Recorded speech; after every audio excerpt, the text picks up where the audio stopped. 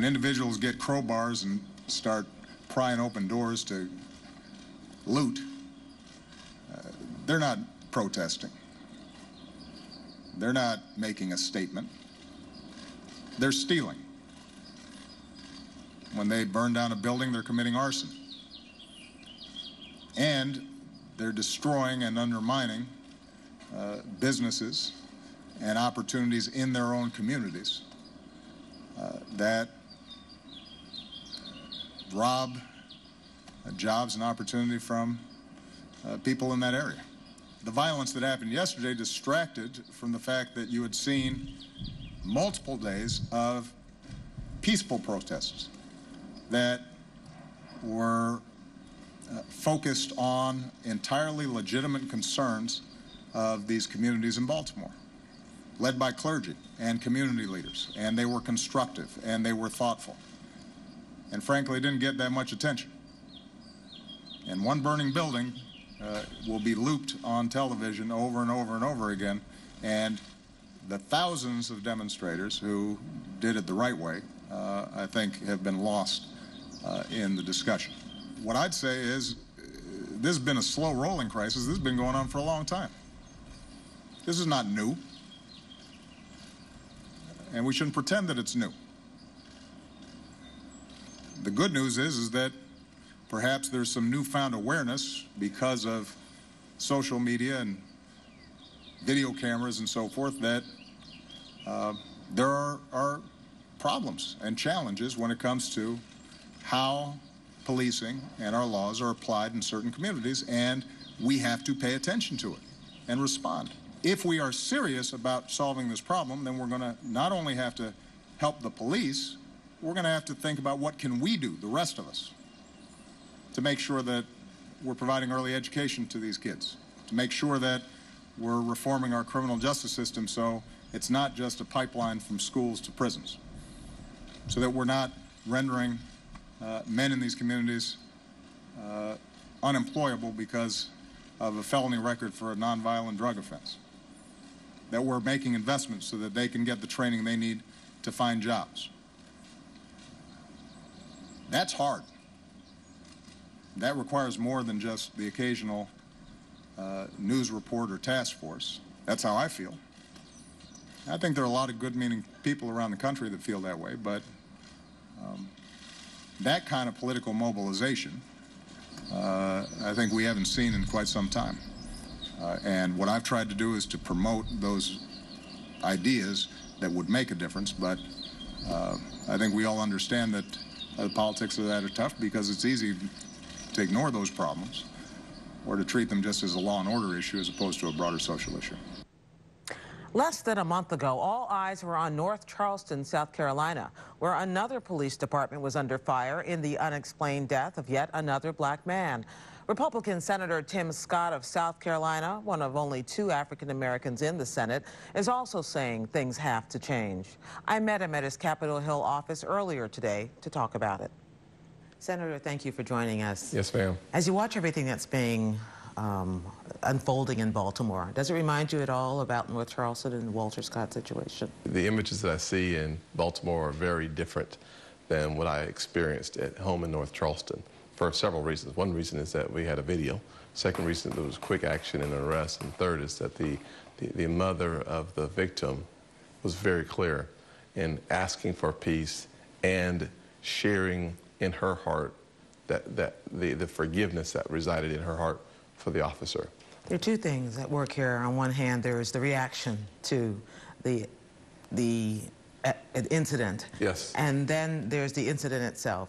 If there had not been video, you seem to suggest what would have happened later didn't happen. And there's still uncertainty about what happened in Baltimore to Freddie Gray after he was arrested. So you are talking about body cameras. How would that get to the bottom of this?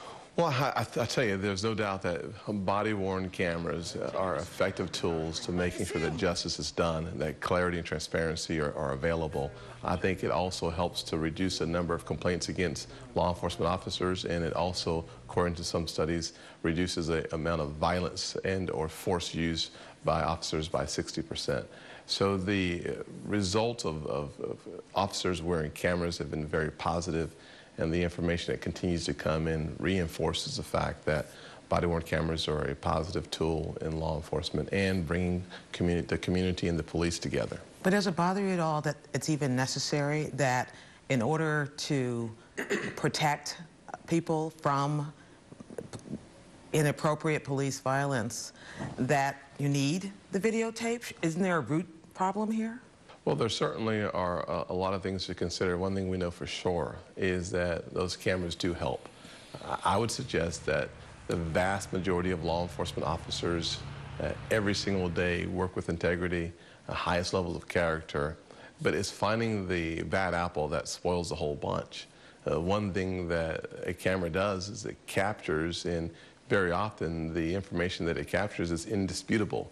What we need today, more than ever before, is indisputable evidence that leads to conclusions that can be reinforced by the very evidence that we have.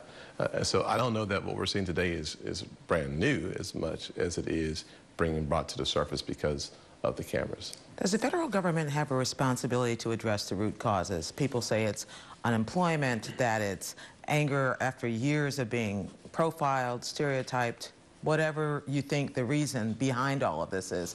Does the federal government have a role? I think the nation as a whole has a role in making sure that each individual, each citizen maximizes one's potential.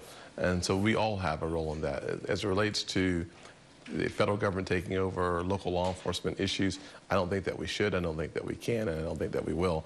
But having a role to play in making sure that we use the positions that we have to bring peace and transparency throughout the nation is very, very necessary. As a kid who failed out of high school as a freshman, I know firsthand and personally that sense of hopelessness and just being drifting in the wrong direction, having really no hope.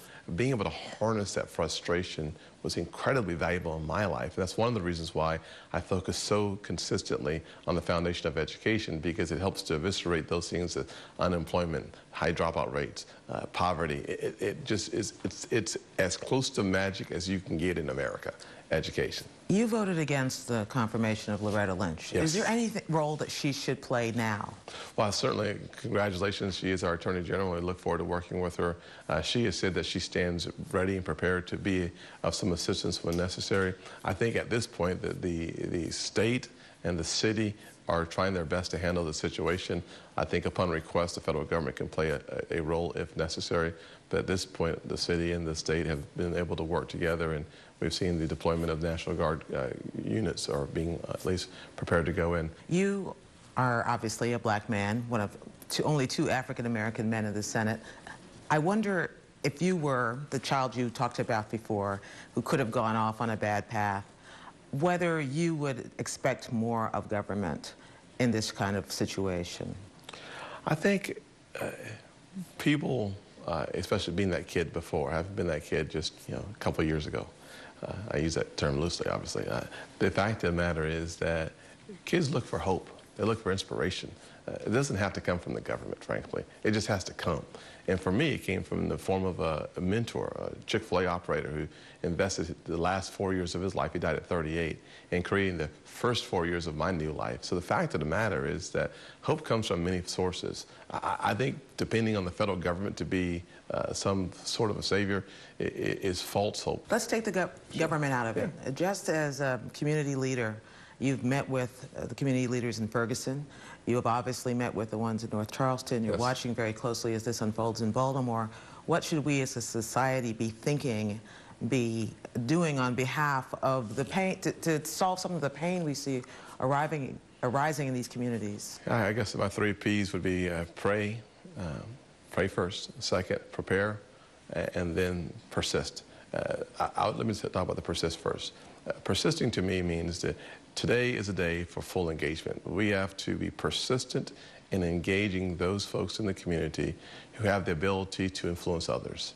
It's very difficult from the outside to come into a community and make a difference. But it was very easy for me as a North Charleston native to sit down and talk to community leaders, to pastors, to young people about what was happening. So being persistent is very, very helpful. We have to also prepare. Part of preparation is understanding how do you avoid circumstances that we're seeing unfold. That's why the body cameras are important from my perspective. It prepares us in advance of a crisis. Another part of preparation is looking at the educational outcome of the kids in the neighborhoods. When you have high unemployment, you have low graduation rates, you're starting to see the formation of challenging circumstances, especially when it's steeped in poverty. So we can do something about those issues on the local level, on the state level, and on the federal level. We can unleash American capitalism in such a way that it helps to become headwinds to things that are destructive. We can be a force for good. Senator Tim Scott, thank you very much. Yes, ma'am. Good to be with you. And now the view from the Baltimore neighborhood where Freddie Gray lived. PBS NewsHour special correspondent Jackie Judd has spent the last few days trying to understand why Gray's death has sparked so much rage. Baltimore often lives up to its nickname of Charm City. But after a week of peaceful protests, Baltimore is now showing itself to be an angry and volatile city. Baltimore, we don't have a good relationship with the police. They whip our ass every day. This is nothing new to Baltimore. Freddie Gray's videotaped arrest April 12th and his death a week later from a severe spinal cord injury has exposed a crisis long in the making. The city's police commissioner, Anthony Batts, acknowledged that broken relationship in a remarkably candid interview. Where we thought we were doing God's work, where we're going out trying to make communities safer, we've made mass arrests. We've locked people up. We've taken people to jail in numbers, and we've obliterated this community.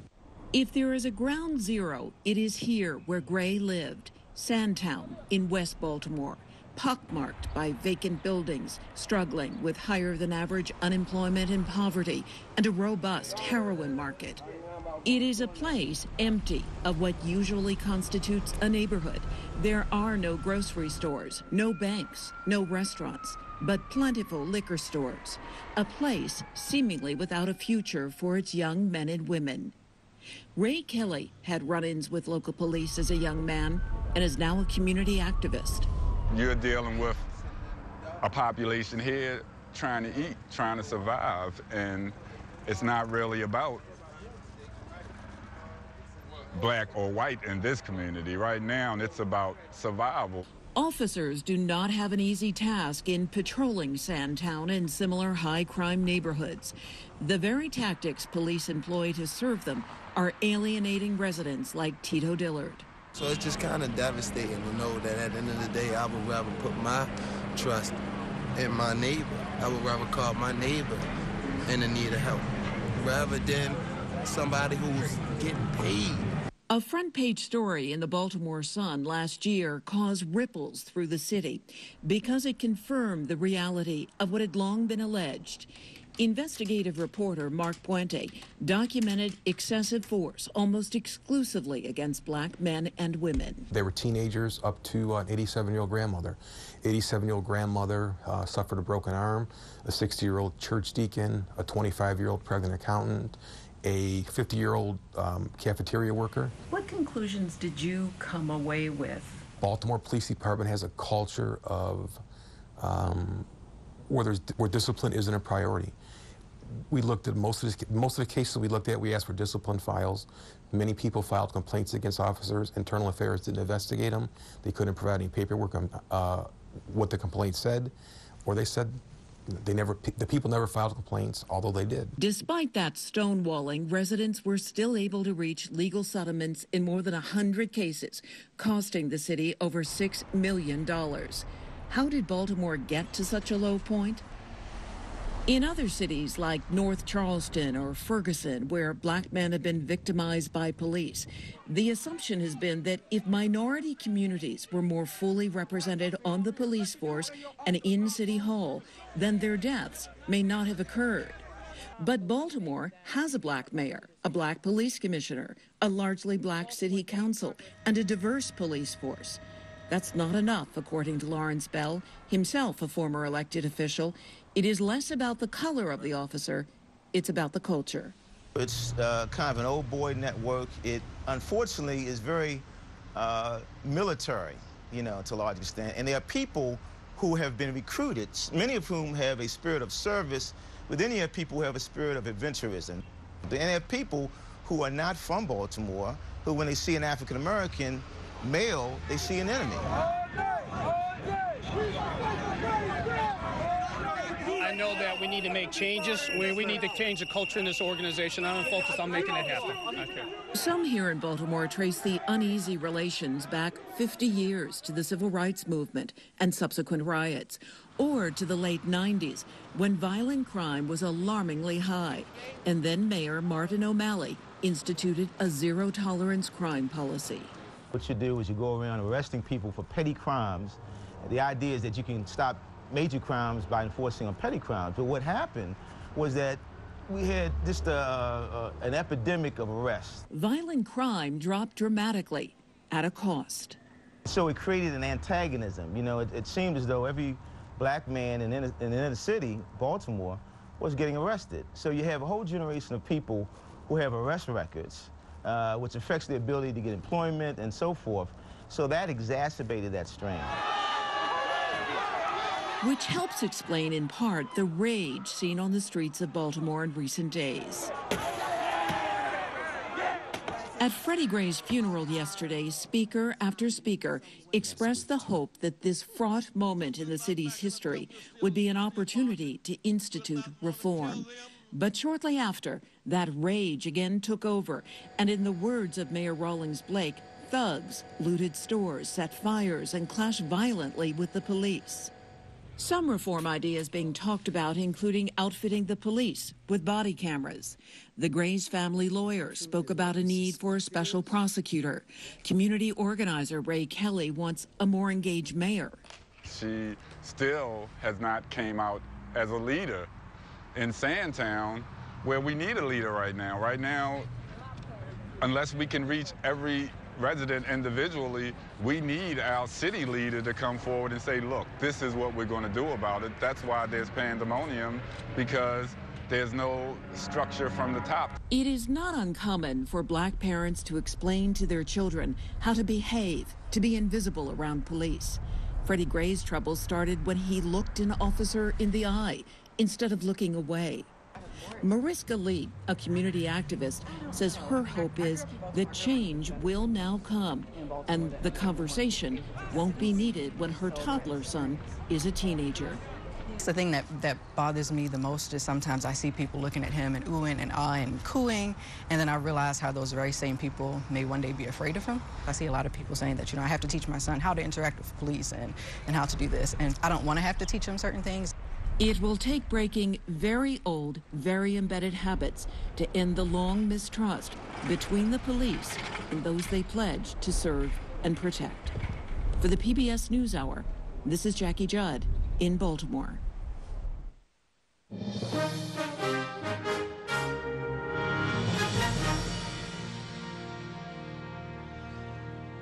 This week marks the 40th anniversary